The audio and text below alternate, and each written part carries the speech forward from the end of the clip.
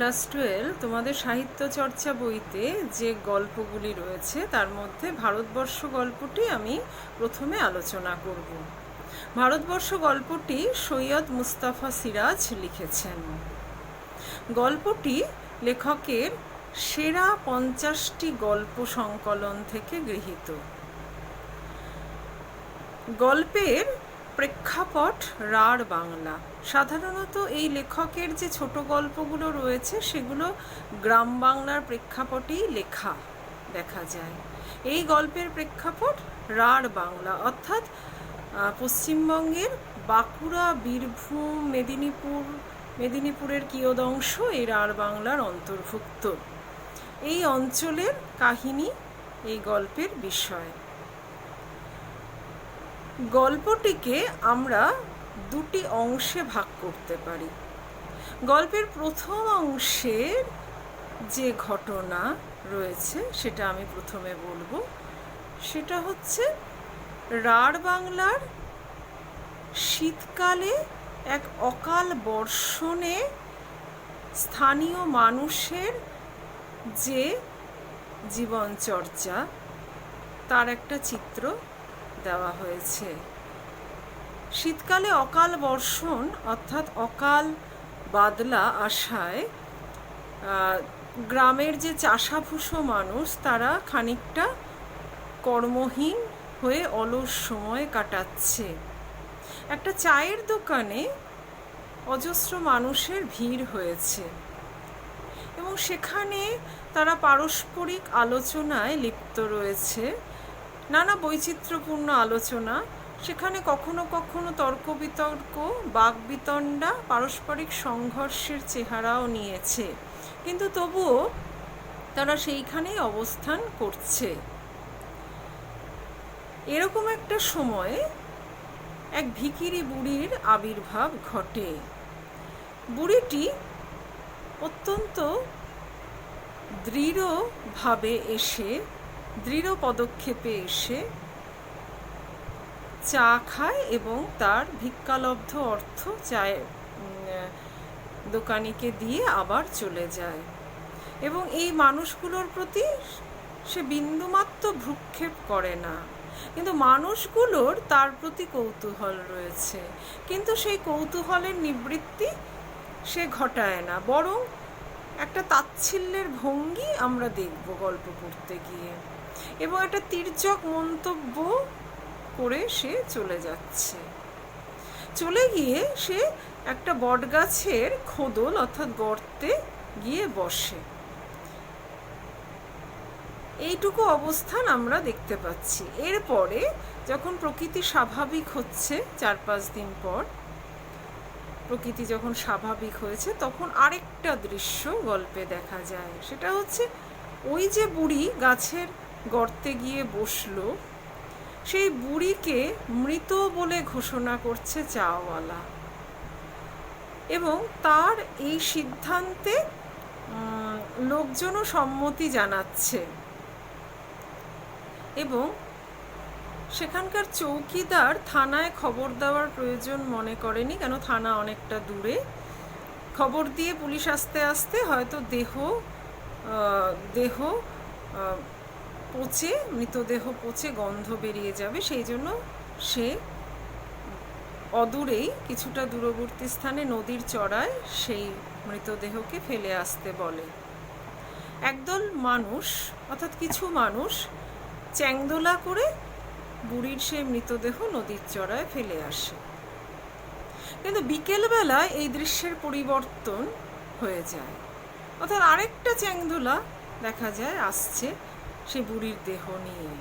তারা কারা? তারা হলো মুসলমান সম্প্রদায়ের কিছু মানুষ।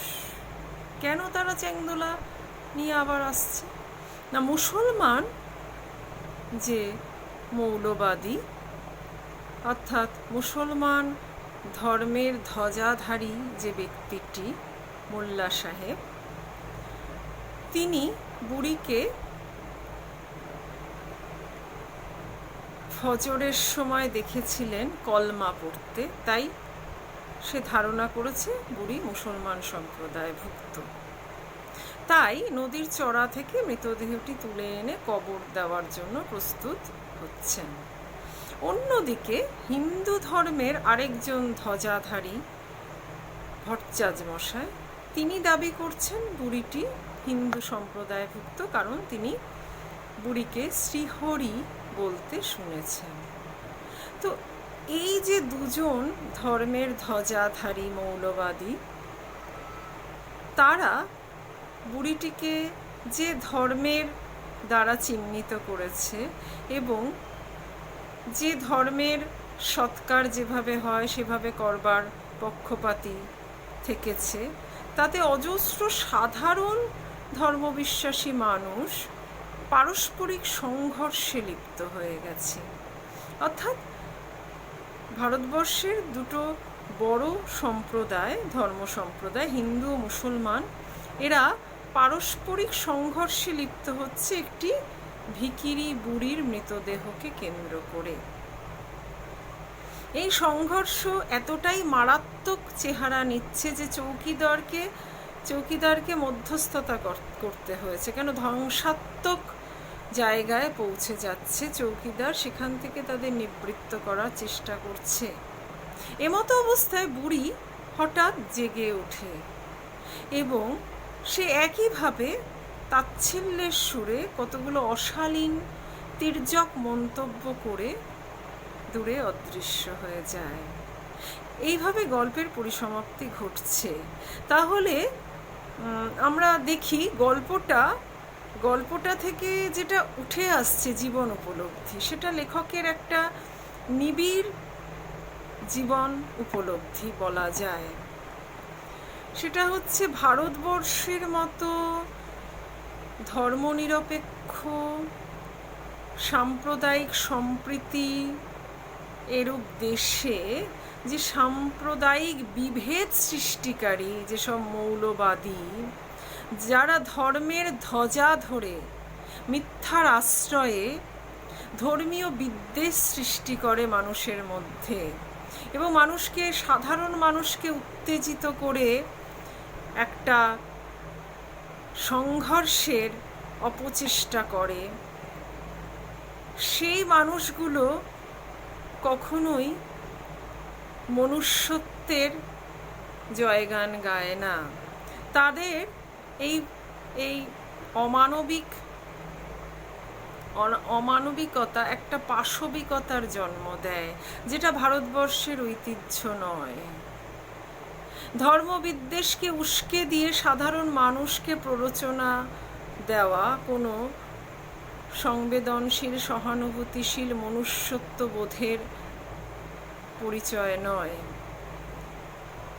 এখানে আমরা মনে করতে পারি বুড়ি হচ্ছে সেই জাগ্রত চেতনার প্রতীক, যে চেতনা প্রতিটি মানুষের মধ্যেই সুপ্ত অবস্থায় রয়েছে, কিন্তু মানুষ তা উপলব্ধি করতে পারে না।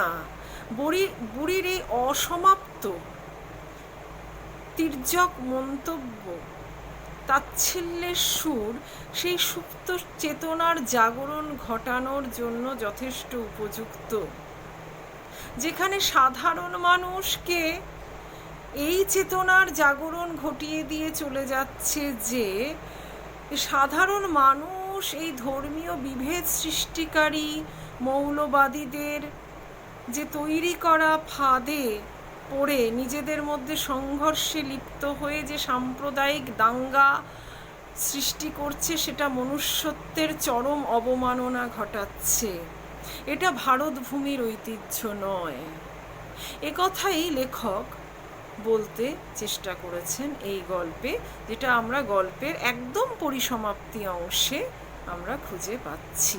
এবার গল্পটা তোমাদের বিস্তারিতভাবে আমি পড়ে আলোচনা করব।